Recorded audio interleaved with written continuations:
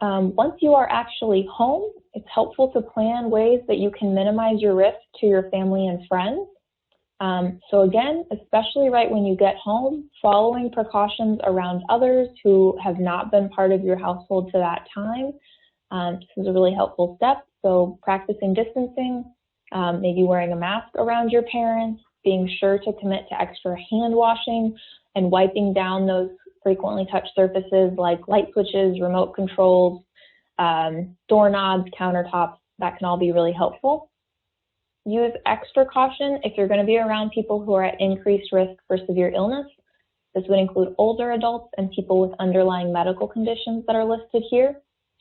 And then one last recommendation is to consider getting tested again about a week after you returned home to again do another checkup if you may have an asymptomatic version of the virus, or if perhaps you have the virus and just have not started showing symptoms yet.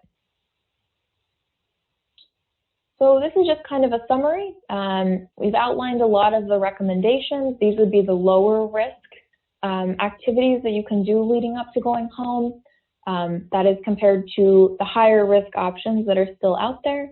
Health department's always encouraging that everyone is taking that lower risk approach. So limiting your interactions, getting tested, traveling by yourself, minimizing your social interactions, that is in-person interactions leading up to going home, and then continuing to follow those core prevention strategies like wearing a mask. Wanted to touch a little bit on Thanksgiving guidance as well. So again, we use this kind of breakdown of safe activities, less safe activities, and unsafe activities. The safest activities are those where you're celebrating at home with a very small group, that's your household, using virtual options to stay connected, and doing things like online shopping rather than Black Friday shopping. And you can see that the more people that you're around, or the more time you're spending in close proximity to others in an indoor space, that's where we're going to see a lot of these less safe and unsafe kind of ranked behaviors here. We can certainly share this infographic in the chat if that is something that's helpful. It's also been posted to our Facebook page and Twitter and Instagram, I believe.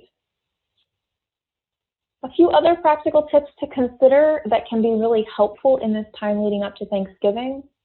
First, limiting alcohol consumption. Same would go for any kind of recreational drug use.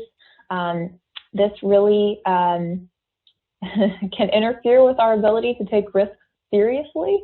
I think when we think about bars, I think that a lot of masks come off the longer that people are at bars into the evening. So something to keep in mind as you're going through this quarantine process or preparing to return home.